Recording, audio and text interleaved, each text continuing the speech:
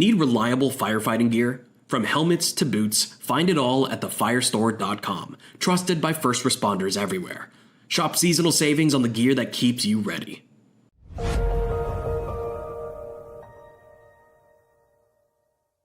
All right, welcome to Two Vollies and a guest. Well, actually, we have two guests tonight.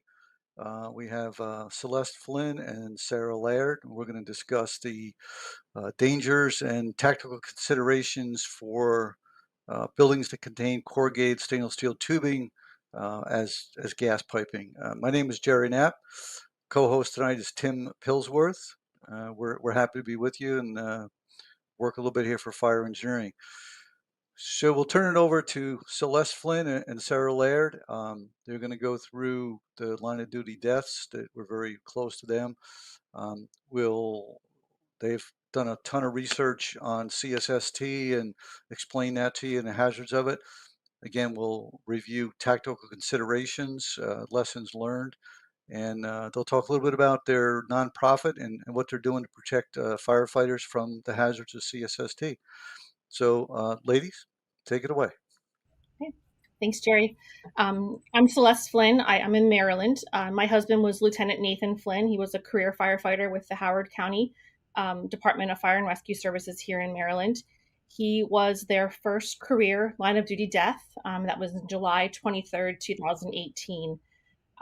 Typical day of work for him here in the Maryland area with heavy thunderstorm activity like we're prone to getting. Overnight that night, there was a home in the Clarksville, Maryland area that was struck by lightning. A tree off property was struck by lightning. The energy from that lightning strike carried through the ground, found the buried propane tank, the copper line that was feeding the house, made its way into the house, and then found the CSST, which is the corrugated stainless steel tubing that delivers the propane from the manifold to the other appliances in the home. Somewhere along the path of that CSST, it arced against some dryer ducting. That arc created a pinhole in the CSST, which then ignited and caused a fire. This fire burned in that, what we're going to call the interstitial space, that space between the ceiling below and the floor above. A little sandwich right there of where the beams and the other structural components of the home are. That fire burned for an hour from the point of the lightning strike to when the Mayday was issued. So fire department was only on scene for maybe 10 or so minutes before Nathan fell through the floor. So they were the interior looking for the fire, could not locate the fire. It did not give normal signatures of a fire they were accustomed to looking for. Nathan made the mistake of stepping directly over where the fire had been burning for that hour. Floor collapsed beneath him and he ended up trapped in the basement. I didn't know about CSST at that point in time. I visited the home that he died in a couple of days after the funeral and was walked through the investigation with the investigation team when things were pointed out to me at that point. And I had to kind of get smart on it pretty quickly as to the dangers of it. And you're here having been married to a firefighter, having been part of the fire service and around it for so many years, knowing that this product was out there that he didn't know about was just a complete shock to me. So worked from that point forward to do what I could do to spread the message, was heavily involved with the ATF investigation that came out of Nate's fire and the follow-up work that was done there. And then obviously 3 years later, as Frederick County, our neighboring county, was going through its own incident, it all just rang very familiar for me. And that's how Sara and I became friends, got to know each other, and have joined forces now in this work for CSST together. And unfortunately, Sara, you have sadly the same type of story. If you'd like to share that about your husband, because the dangers of what's going on is quite evident. I do. My husband was Battalion Chief Josh Laird. He worked for Frederick County, Maryland, one county over from Celeste, from where Nate worked in Howard County. And he had been there for 21 years.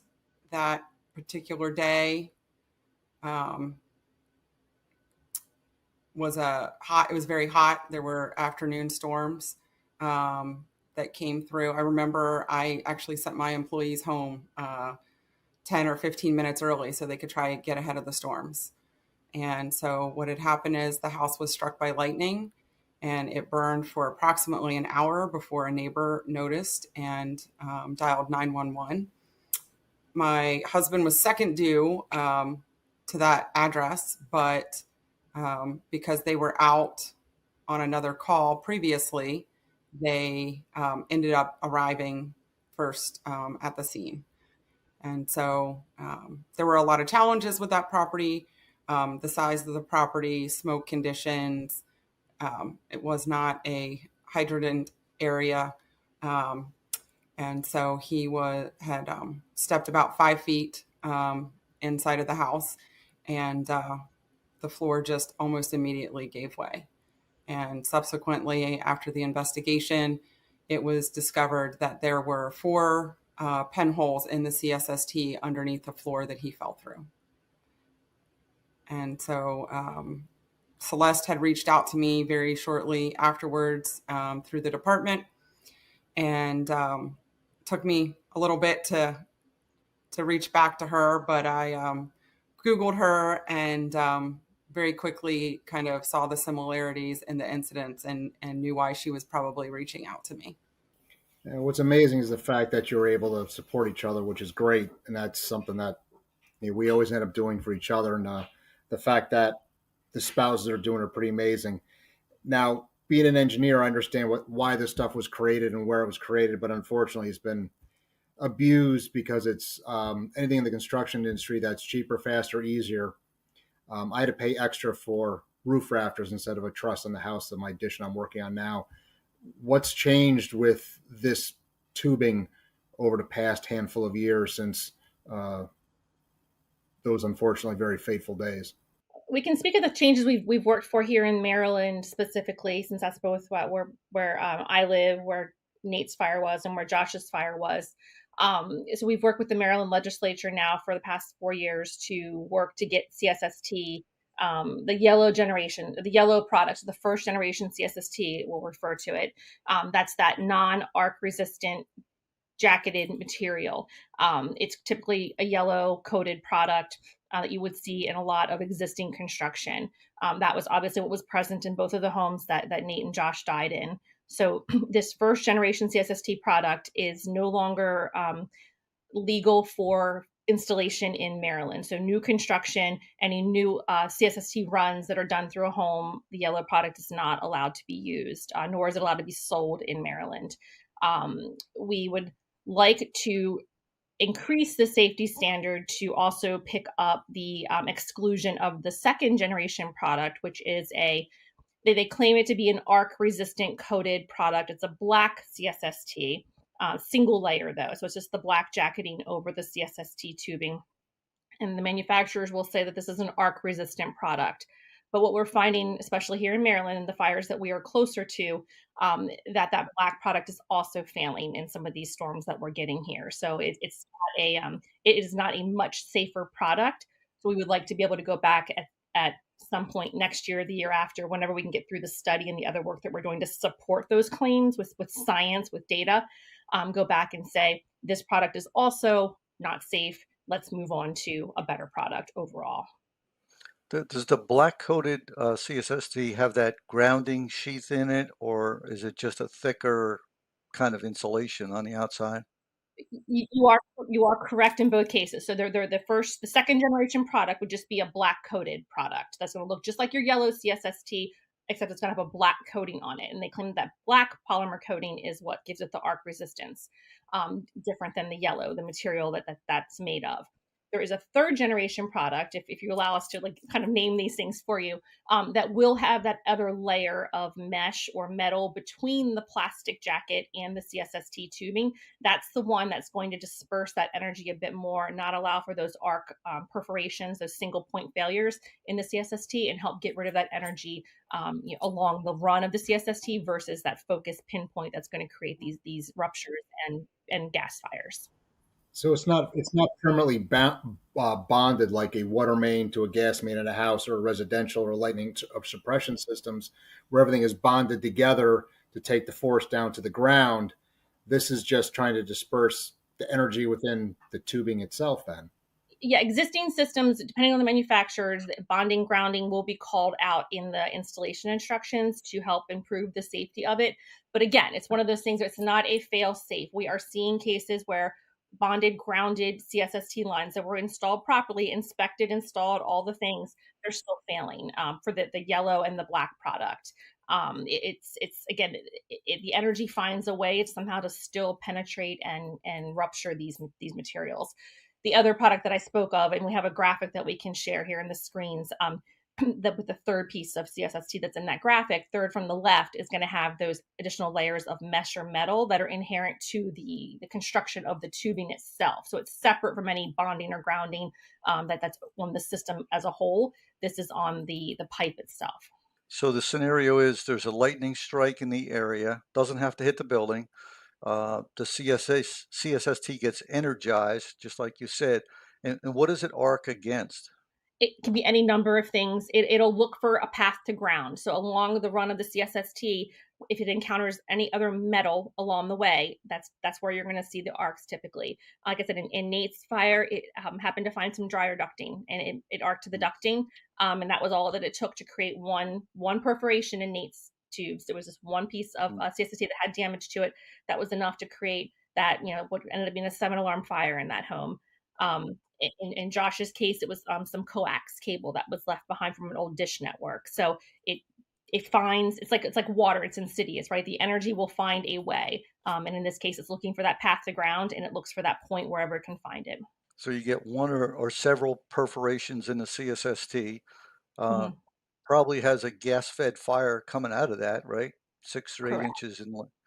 And like you said, it's in a worse mini blowtorch almost. It's what it creates. It's like this little mini blowtorch effect where that flame is going to keep burning as long as that gas is providing the fuel for it, and all the other conditions are there intact for the fire to support.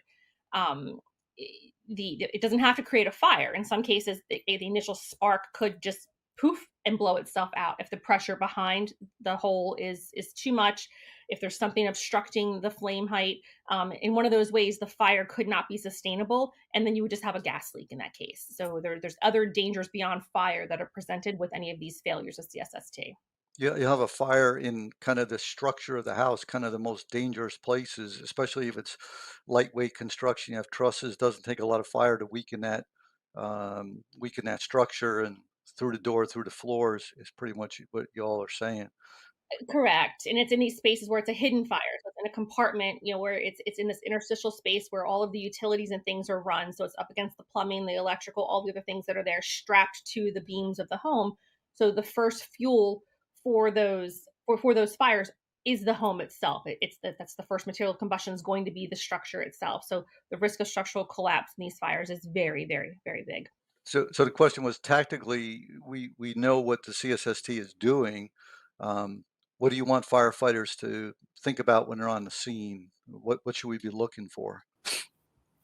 Yeah, I mean, Celeste and our hope is that anytime firefighters are being dispatched for an odor of gas or any type of fire after a thunderstorm has gone through, or even within 24 hours of a thunderstorm going through, that it's kind of front of mind that they're thinking about the possibility of a CSST fire, that when they arrive on scene, they're controlling the utilities, they're shutting off the gas, be it natural gas or propane, and then they're making access from the lowest level possible, and then checking those interstitial spaces very well to be sure that they don't have fire in that area before they go up to the next level. What's amazing if the fires within the floor system, one thing to remember for anyone paying attention is remember your thermal imaging camera. If you go to your classes learning, it can't see through insulation on the floor. So you have carpeting, hardwood tile. It's going to insulate the floor. Remember, Jerry, we had that one slide for our house fire class that we did years ago. We could have a raging fire underneath and very little sensing on the floor above. So we are getting a little bit fooled by our technology, thinking, oh, the camera will see stuff where it might be. It might not be noticeable by the camera or noticeable soon enough, which is something to really pay attention on your initial size up. Yeah, and that's a good point, Tim. That's exactly the case in both of these fires. They were chasing the fire. They had smoke throughout the different parts of the house. As they're opening and closing doors looking for the fire, the smoke is shifting. They think, okay, we've got a fire in the basement. They go back to the basement, open the doors to the basement. Now they see more smoke on the first floor because that's pushing through the spaces of the floor. In their back and forth this stage, they had scanned, they had done all the imaging and things like that, but it did not present like they thought it should present for what they thought they were looking for in these cases. There were multiple layers of subfloor. The subfloor for the tile, the heavy tile that was on top of it. So when you combine all the different layers of that, that was basically what was holding the floor together too. So the floor even appeared to be sound when they start to walk on it. 2 steps in, they realize there's nothing beneath it but the tile. So the tile and what was grout, the mastic, whatever was holding that tile together was pretty much holding that part of the structure up until they both put their body weight on it. And then the hole was, the much larger hole was created when they both fell to the basement. Yeah, there's not a lot of warning in those collapses like that. Everybody thinks the floor is going to get soft and you're going to feel it. It's not. You're through the floor. Yeah, I think and Josh's fire, somebody from the scene said that they were literally looking at him in the window, talking to him, and he was there 1 second, and then a split second later, the floor had collapsed and he was gone. We were at a fire. The fire was in that interstitial space that you talk about between the first and the second floor of a row houses a few years ago. And we were just confounded. We couldn't find the fire. And that was like the last place we thought to look for the fire. We saw the smoke coming up from the vents in the first floor. We took a line to the basement. Holy cow, it's not there. It must be in the first floor. No, there's guys there. We took the line to the second floor. No, it's not there. And there was parallel cord trusses. It was about a 20-inch gap there, and the fire was in there, and the guys opened the ceiling from down below. It's just funny. We don't think about looking for fire in that space, and it's a structure fire from the beginning. Are you seeing multiple ignition points, or is it typically one or multiple ignition sources?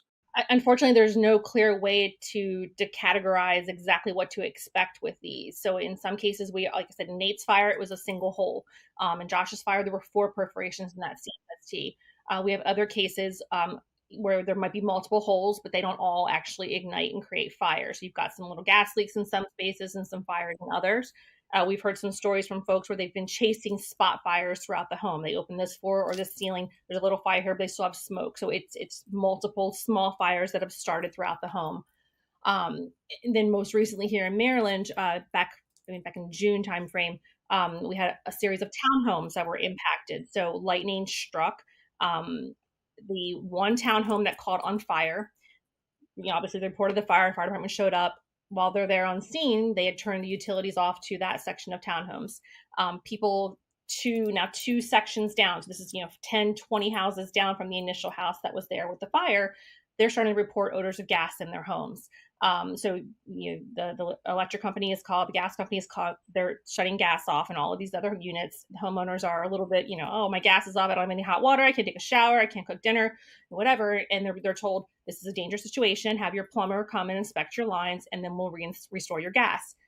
Turns out that 4 other homes in that townhome community had failures to their CSST, all directed back to that one incident. So while they didn't have fires in the other townhomes, it was, this, again, 20 houses removed from the home that did have the fire had CSST damage related to that lightning strike. So it's, the way that it can impact a system is really, we really can't tell exactly how it works. And again, that's one of the things that scares us the most with it, is that we're still learning things and we're still seeing behaviors from these fires that, are just one-offs, a lot of one-offs. Wow, interesting. So it almost always starts with a lightning strike, or is there any cases where it was not lightning induced? Yeah, so there's a couple other things that can cause failure of CSST. Household current can cause it, and we have documented one case of that in Maryland. The National Association of State Fire Marshals did some tests in 2016. There's a video that you can find on the internet that shows them testing it with household current, and you can see the various products fail. Puncture is also a risk. So if it's not installed correctly, a nail into the wall, initially a homeowner may not even smell the gas. The hole may be fairly plugged by the nail or the screw. But over time, with vibrations, things like that, that hole gets a little bit wider and a little bit wider to eventually it is leaking enough gas to be a problem. And then in areas like New Jersey, after Hurricane Sandy came through and they had the coastal flooding, they've seen it actually corrode. So the salt water has come into those homes. Afterwards, they've come through, they've replaced the flooring and the drywall and all of those things. But then, those gas lines remain, and that salt water is just sitting there corroding those. So over time, they're experiencing gas leaks and explosions as a result of that. Part of the way these are connected now are different than the old-fashioned black pipe. With a black iron, we had a big trunk main coming in your house and teed off to each appliance. The natural gas in my house has one feed, then to the stove, the hot water here, the boiler, the dryer. Now, the difference with CSST, each has to be a home run. Correct. Yeah, there's more linear footage of CSST involved in a gas system than would be any other kind of product. So black iron pipe, to your point, can be trunked off, branched off from those locations to the individual appliances. Whereas the CSST, every single appliance needs its own dedicated line from the manifold to that appliance. So if you've got a gas fireplace in your master bedroom, and you've got a washer and dryer downstairs and a hot water heater and a pool heater outside, you're going to have those runs all through your house to reach all of those different areas of the CSST. So it can be in multiple locations in the home to the point of then you've got more potential for failures along the way if something should happen and that system fails. Is it still standard operating pressure that you normally would have, or do they have to increase it at all? I'm not sure of the mechanics of it all, Tim. I'm just, I know what I know about it, but yeah, it's just how it has to be installed and how the lines work. That's how it goes. It does not wire off or branch off. It is a single continuous piece from manifold to the appliance connector to the appliance. I think it is a little higher pressure, Tim. In typical natural gas, you'll find a quarter of a PSI, or about 7 inches of water column. I read somewhere that there's about 2 PSI in the CSST, so it's a little bit higher pressure. It seems like these are oddball type incidents, but the data you've collected really shows it's pretty common. Yeah, we've been collecting data since 2022 in Maryland, and kind of focused on Maryland, but we do collect data from across the country. But even just since May 3rd of this year, and we've had so many, I need to go back and be sure of my number, but I think we're at 23 confirmed CSST fires or failures. So those 23 fires discussing, those are from just a handful of counties that we get accurate reporting from. So we've got good relationships with the investigation teams, the fire departments and things in those areas. So we get good feedback from maybe 6 or so of the counties here in Maryland. And that's the reporting from them, that these 23 confirmed fires. So I think what's important for the listeners is you're doing a great job in Maryland, but this could be a countrywide problem across the U.S. And it's rural. I was just teaching in upstate New York, and I stopped at an ice cream shop, and they had a propane tank outside, and they literally wrapped the CSST around the building, was just kind of hanging there, feeding the standby generator. So they, if the power went out, they could still be in business. So it's rural, it's urban, it's suburban. It's big departments, it's small departments. I was just in New Jersey, and there must have been 50 pieces of CSST wrapped around the apartment and feeding the apartments up above. So it's in new construction, it's in old construction, it's in multiple dwellings, it's in rural areas. It's been around 25 years, so it's not new, but it's kind of new to the fire service. But can you talk to those numbers and that nationwide issue? Yeah, I mean, it's also commercial and residential. And, Maryland is not even in the top 10 for lightning strikes in the country. So we know states like Florida and Texas have a significant number of these incidents. But, I mean, it is the whole country. California had made some pushes years ago to try to put some regulation around it, to strengthen it. But I don't think any of that was successful. Same thing in Texas. A mother of a young man that died in a CSST fire there. She tried to get some changes there and met a lot of resistance. But it is definitely a nationwide issue. And, the thing that we also know is that our storm seasons are getting longer and our weather is getting more severe. And so Every day that goes by that there are more feet of these products installed and our weather is getting worse, it is just getting to be a larger and larger issue, and it is nationwide. And that's why we're working to document it. We have a kind of a data collection research project, and you can go to www.lightningfiredata.com and just submit your information. Nothing that we're asking for is, private or restricted information. And, we plan to use that if people in other states begin working on legislation. What's amazing is the force of lightning. A bunch of years ago, it was probably 2005. My house was struck by lightning when I was home and actually stopped my watch from the outlet. And thankfully I was home, and it was the same thing, a lightning strike about 30 foot behind my house through the dryer vent. It shorted to the electrical wiring, and it light bulbs blew up. It was like a movie.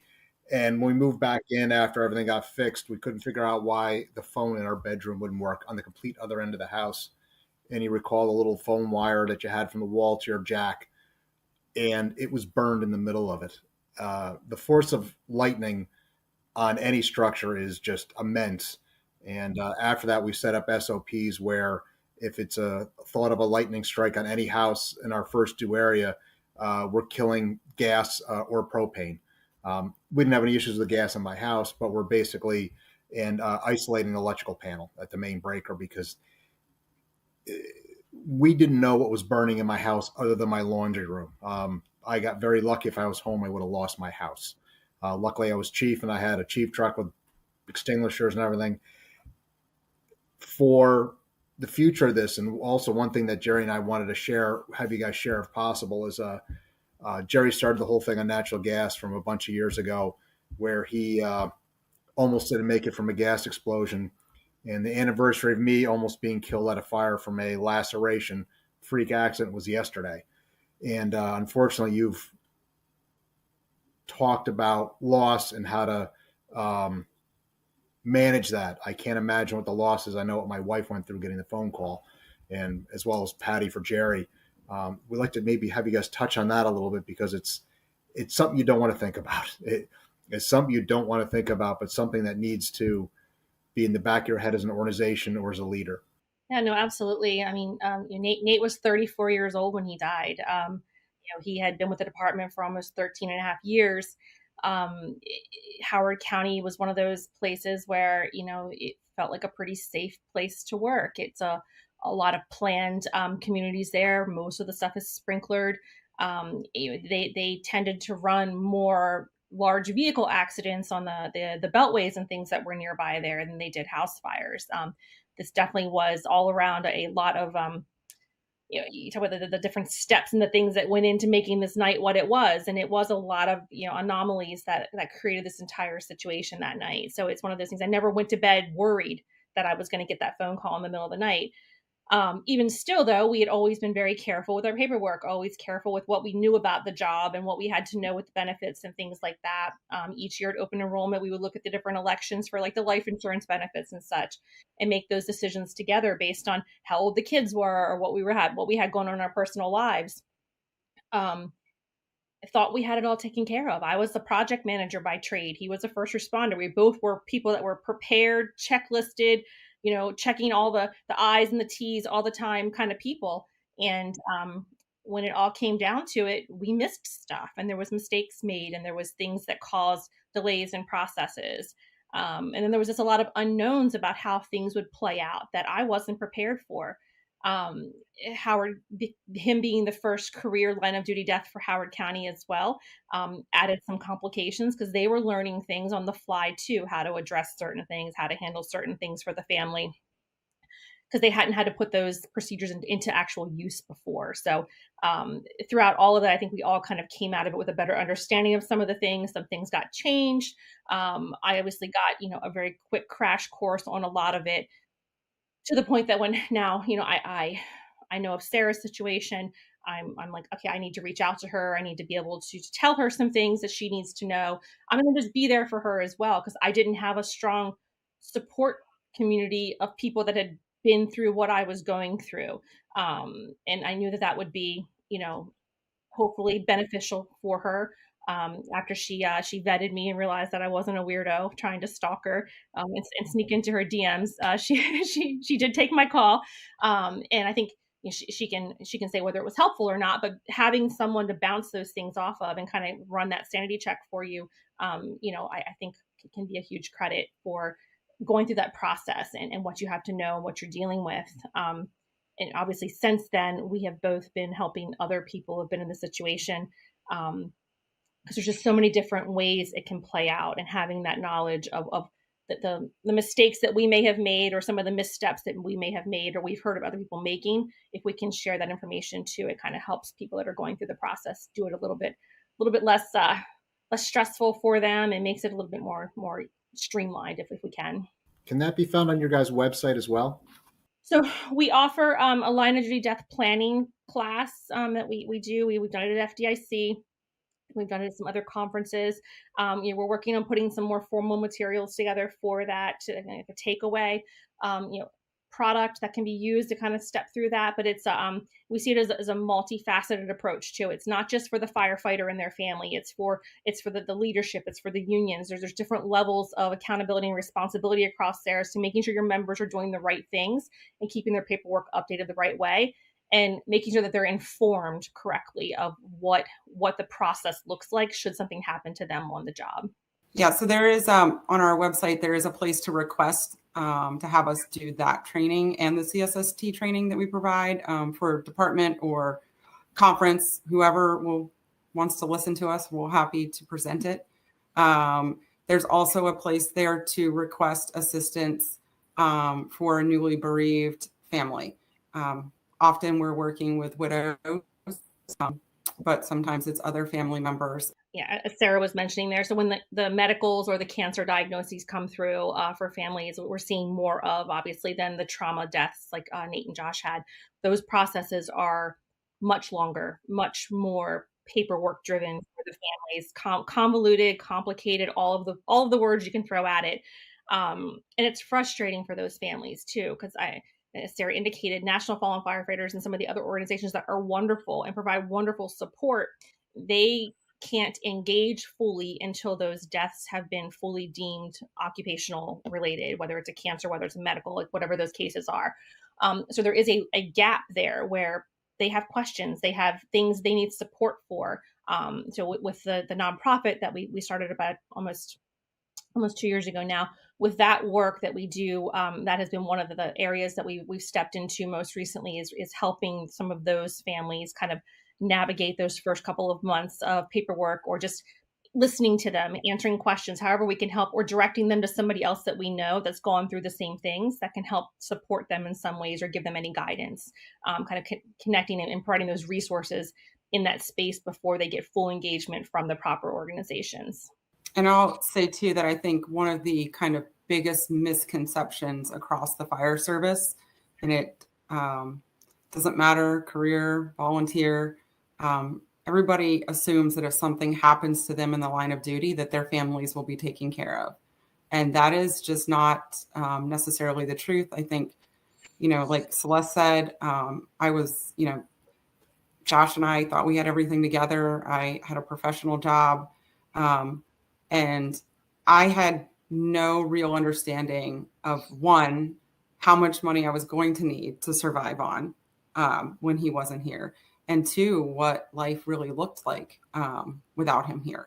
I tried to go back to work full time, and after a couple of months, discovered that just was not feasible to be grieving myself and have grieving children at home, and trying to go to memorials and take people to therapy appointments and sports, because now I was the only parent. So I definitely think it's a place that the fire service could do a lot better.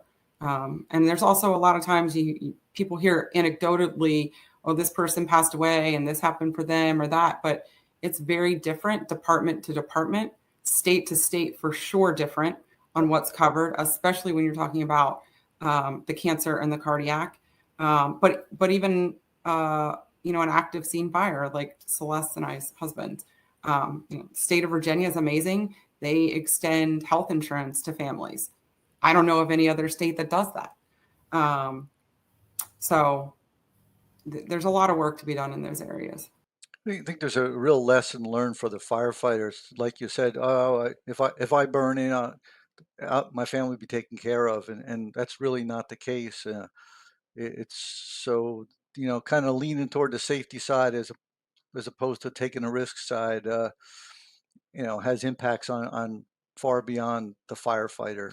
And for the rest of the people it leaves behind forever. My dad died when I was young, and the stress and the shenanigans on the family, just similar to what you all describe, is it's a lifelong thing, and it's money, it's emotions, it's how do you carry it on day to day with one parent.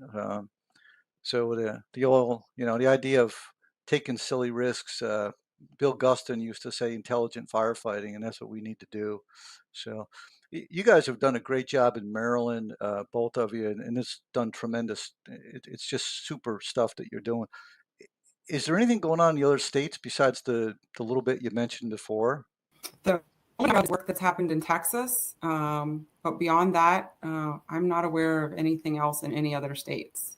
Yeah, we're not actively working in any other states to push anything. I mean, ideally, we'd like to eventually get there, but we want to get it right in Maryland first, and get it through and kind of have that precedent set that this is working. It's here. This is the reason why. There's a study underway right now, so that this last year's legislation, it did clean up some loopholes that were left from the previous legislation. It's always a process to go back and fine tune things and make sure the language is completely airtight. But the way that it was written previously, it was not allowed to be used, installed, all of that. But the word sale may have been left out of the sentence. So they were still selling it. And, if it's there on the shelf, a homeowner can go buy it and install it. That's one of the beauties, if you will, of this product, is it's homeowner friendly. So it was still being used. It could still be potentially used in those cases. So the language fix this year was that it couldn't be sold or distributed in Maryland either. And there was a penalty associated with that. So then fines were put in place, and there was a way to enforce the actual use or sale of it. And then with that too was the study. So the study will be a year-long process where it'll investigate all the different fires that are happening, all the different products involved in those, then kind of help drive to some better product, better standard, better safety testing requirement, whatever it may be at the end of it, to kind of get to where it needs to be to ensure we have it all tightened up as much as we can for Maryland and the safety elements are all intact. So was that banning all the generations or just the first generation? Just the first, yeah, just that first yellow, product. We did try to get the second generation to be included in that, and that's what we are still hoping for to come out of the study, is to have support to get the second generation also banned. What we know again from the rating on the second generation product, they say that it's an arc resistant coated product. So it's supposed to be an arc resistant jacketed CSST product. The size of the energy was in the lightning strikes in both Nate's fire and Josh's fire exceed the rating for that product. So in both of those cases, had that product been installed instead of the yellow product that was in the house, it could have still failed. It would have not been sufficient to accept that kind of energy charge from that lightning strike. This is actually a piece of the second generation product from a house in Maryland that did fail. So right here's probably a little hard for you guys to see, but right here's where the failure was. That stands right out. But the energy from a lightning strike is just something that is hard to imagine unless you're kind of up close and personal. And my house was struck. My ears are ringing. I had a G-Shock watch. The spark out of the outlet was this long, and it stopped the watch. And everyone has a nice surge protectors on their computers. It blew through the surge protector. We had a high-end surge protector protect our computer, and it went right through that. So, and that's designed to take a very hard hit. It's scary. It is really powerful, but it's also interesting that as powerful as it is, and as much damage as it does, it's also possible to have a lightning strike and have no real visual indications outside or on the physical house itself that there was a lightning strike. So you could not be home, you come home 10 minutes later, it's not necessarily going to be evident that there was a lightning strike. In Josh's case, it struck the chimney cap and then traveled down an old coax line that was there for an old dish television system. And they were able to find and prove that the lightning struck that chimney cap, and there was a mark.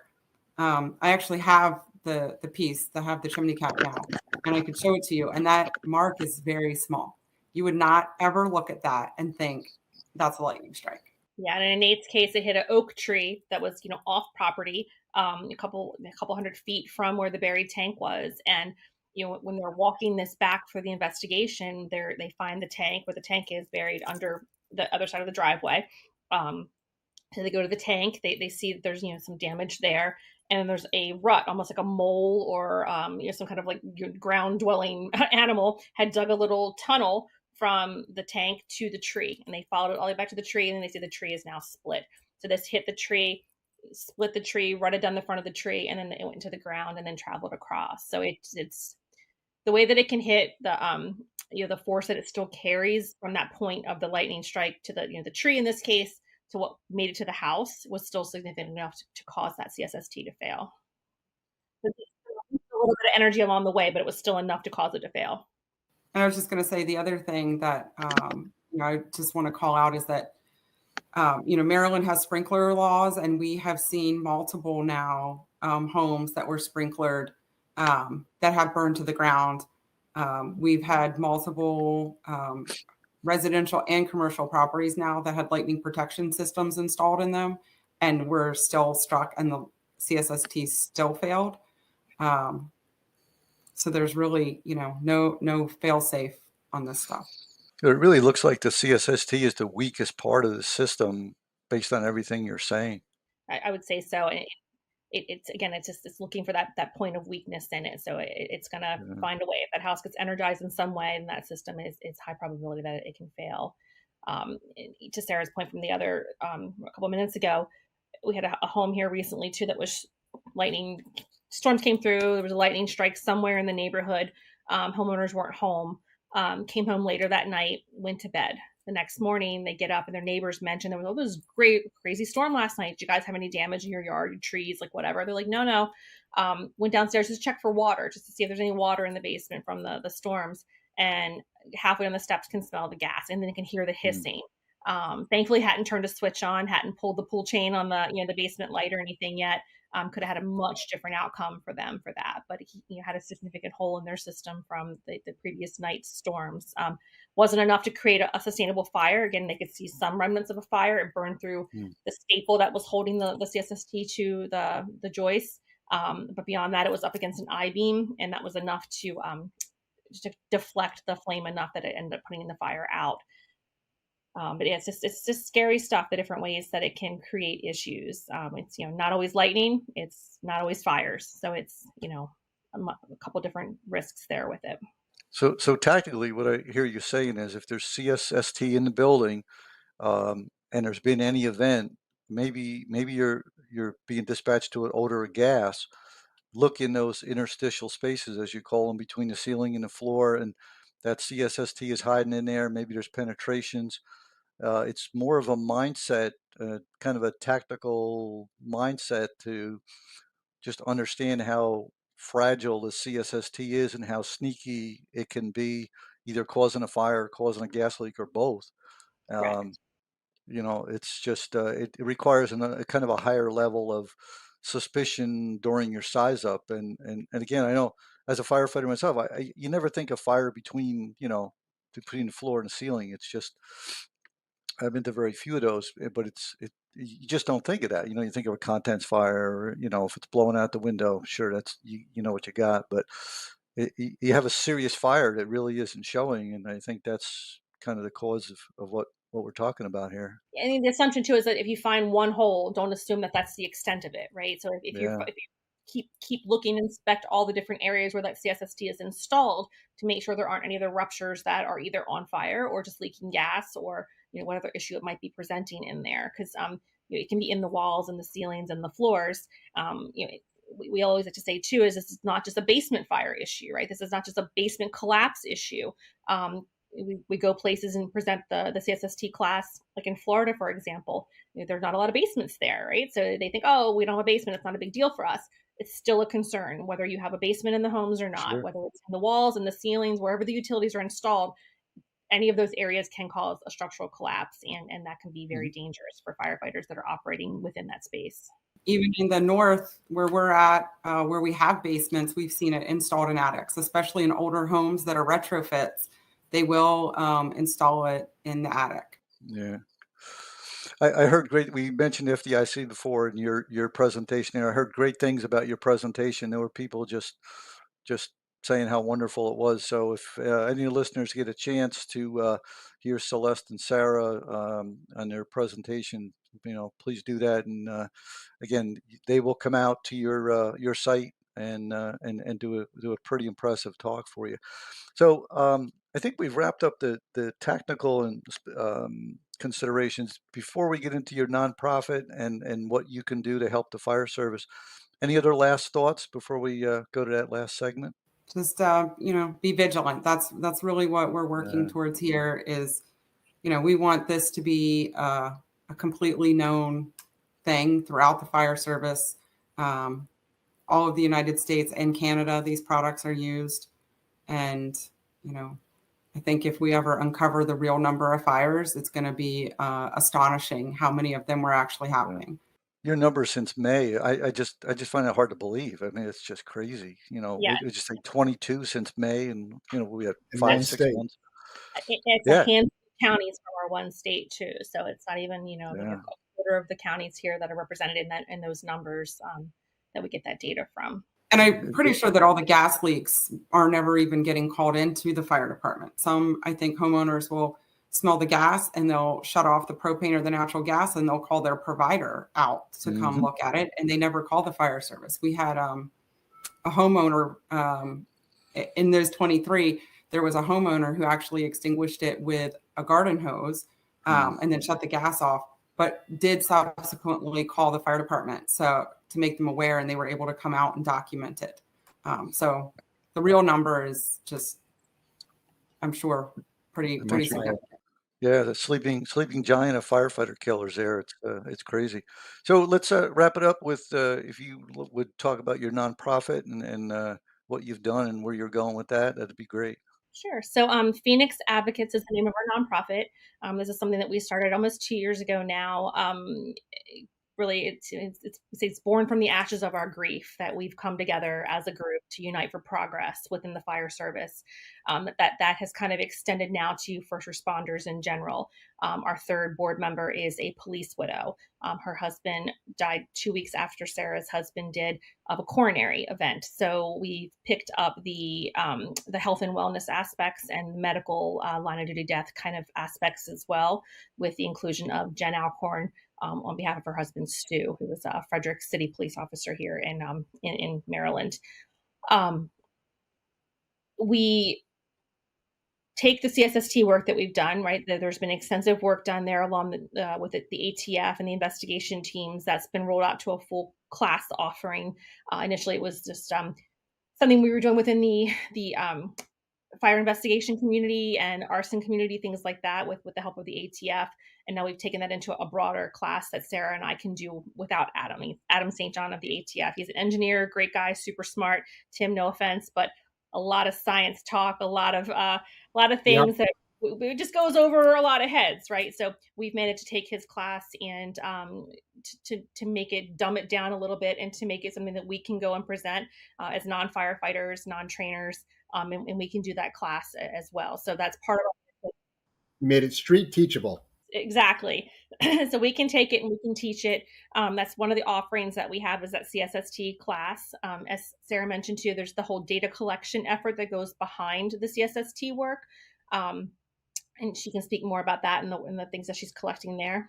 Yeah, like I said, I would love to have anybody that encounters a CSST failure anywhere in the country add those to our database, because like I said, right now there is no nationwide or even statewide organization that is collecting data on these fires.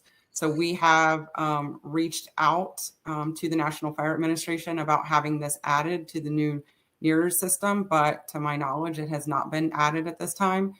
And even if we're able to get it added, to get it tracked, people can't report something they don't know about. So this education component is really, really important so that we can get to the point where we're tracking it and able to better understand it. So your classes are free of charge? Yes. Yeah. The only thing that we ask for is if we're traveling, more than a day from our home, that, we typically have conference fees or expenses covered for a hotel for the two of us for the night. That's the extent of it. Other than that, it's we want to spread the message as far and wide as we can, because we feel this is important information. And each time we go and do one of these classes, we'll start off the class by asking how many in the room have heard of CSST. And when you only get a third or less of the room raising their hands, acknowledging that they're aware of what this product is, it's like, okay, we got to spend some time here and really focus on backing this all up and explaining to you why this is important and why you should know about it. And it just reinforces the fact that we have to do, we've got to reach more audiences and get out there with the information to a broader group, because there's still so many people that don't know about it.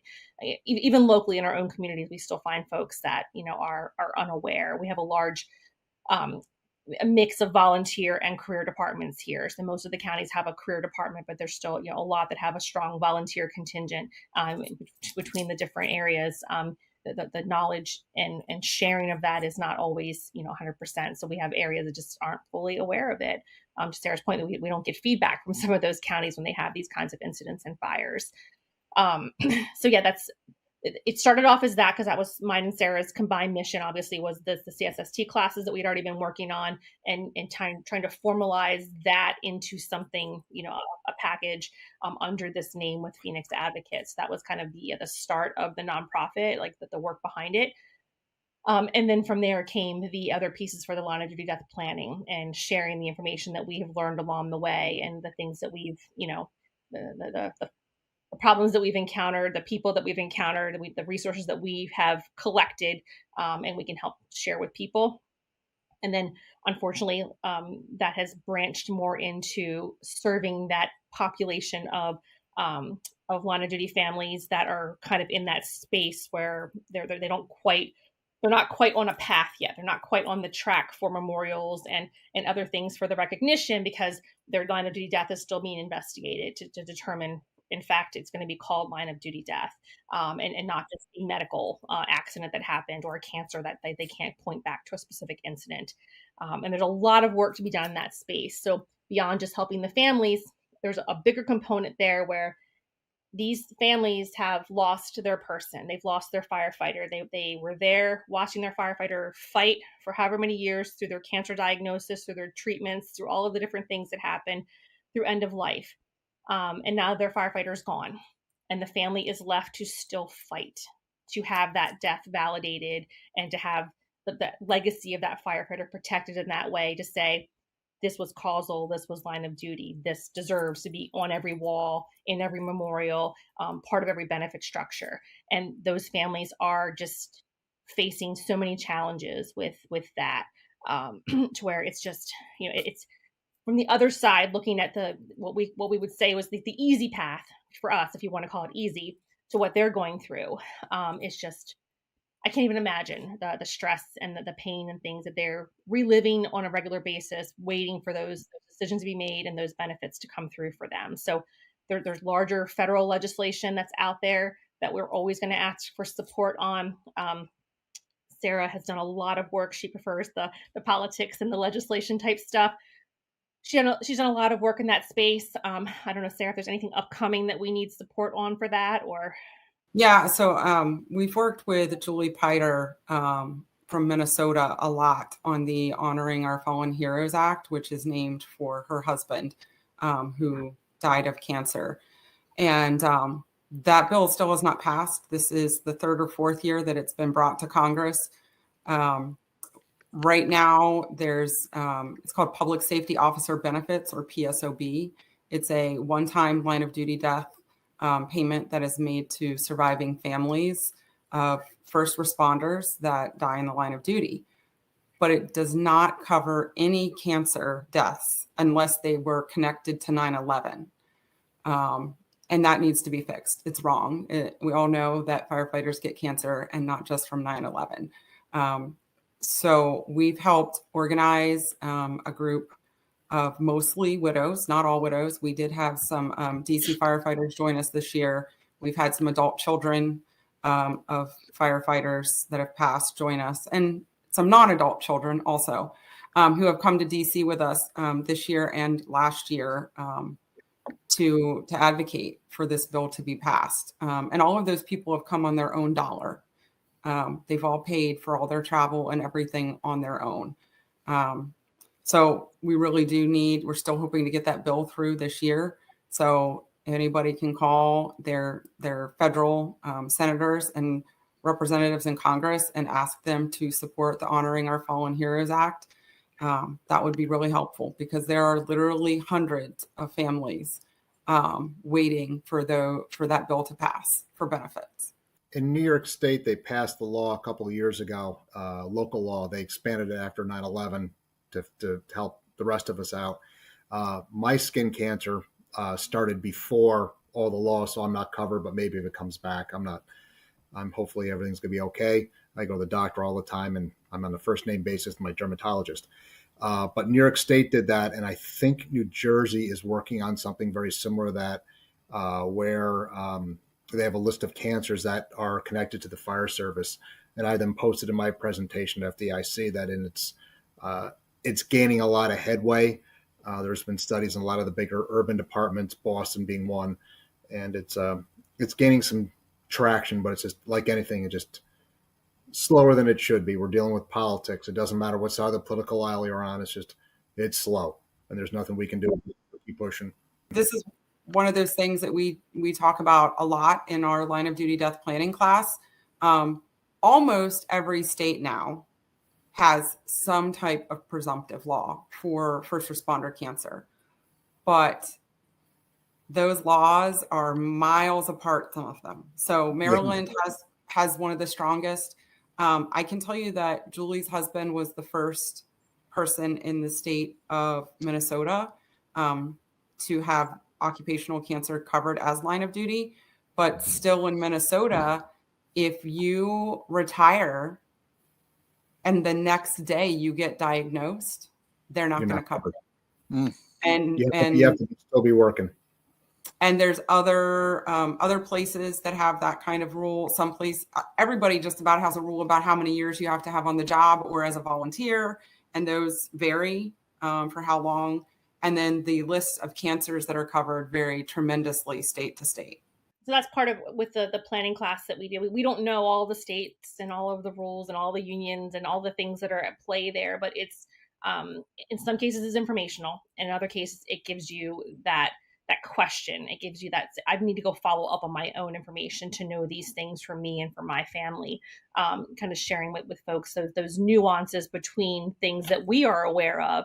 To say, hey, this is a new benefit that we just learned about, or this is a new beneficiary that we just heard about. A final paycheck beneficiary, that was a new one for us this year. Someone that we encountered, helping them with their paperwork. They had a final paycheck beneficiary that was not the spouse in this case, and the final paycheck was all of the PTO payout and other things that were paid out. And it's a pretty big paycheck at that point. That the spouse had to, then go fight for getting that money back from the person that it was, the beneficiary was designated for. But it's everything else was caught. It was just how in all the paperwork that was done in whatever point in time, did that have a different beneficiary than the other beneficiaries? It's just those little things like that we can share in those planning processes and those discussions to where it's, here's the hard and fast stuff that we know of, and then here's all of the nuanced things that we've learned along the way that could potentially be things that hang up, you or your department as you're going through this process. Now that we got to about an hour, it's a good time to kind of maybe land the plane. One thing, we all met at FDIC last year, and we hope to see you again this coming year. We know all the letters are coming out now. We got some information, people are getting in. Once again, your website, we'll probably have Mark publish that, Jerry. I think that should post that in the beginning or the end. And Jerry and I will have our stuff and we'll be able to post it to share both of your guys' stories, because it's we spoke out at FDIC, and we tell you you both are extremely strong. We're both very impressed that you've been able to do this through the sorrow and all that, and it's been pretty much an honor talking to you two, especially when we're at the instructors' dinner, breaking bread and having a cold beer and talking stories and about kids and stuff like that. It was put a very personal touch on it, and it's very we're very moved that you're willing to do this with us. As my cat wigs up. We're just absolutely honored to have you guys, and any little bit of help we can give you. Maybe you want to just mention your website again? Sure. So we have 2 websites, but if you go to our primary, you can also find the other one. So it's www.phoenixadvocates.org is our primary site. And that'll also, there's a link there to our data collection site where you can report a CSST failure, which is www.lightningfiredata.com.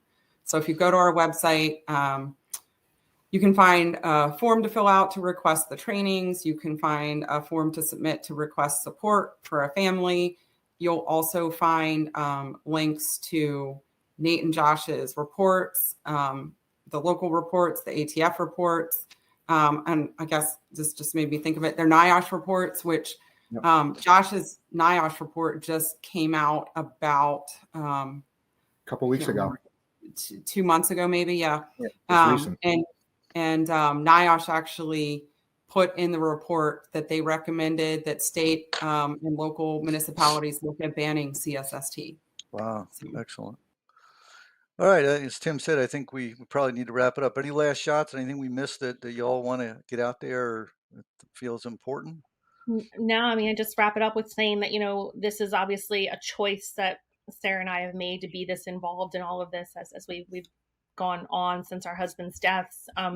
We weren't firefighters. We weren't the fire wives that were in the firehouse all the time. We had careers and jobs and did all the things with the family. And it's one of those things where we watched our guys and what they stood for and how they did their jobs and what was important to them. And we feel like we are doing the things that they would do for themselves, for each other.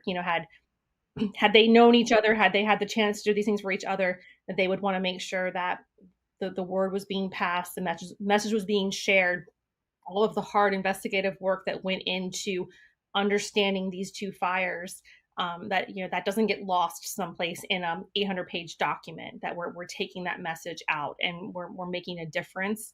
And we're not so naive to think that we are physically saving lives, but it's one of those cases that we feel like each time somebody hears the story or participates in one of the classes, that message is being shared. So again, if you don't come to a class, if you don't have time to look at the website, at least tell somebody else about it. Pass the message forward and make sure that you're part of helping us carry that legacy forward for them. Yeah. Well, I just want to thank you again. I think you're better firefighters than you think you are, and better firefighters than a lot of firefighters I know. So makes 2 of us.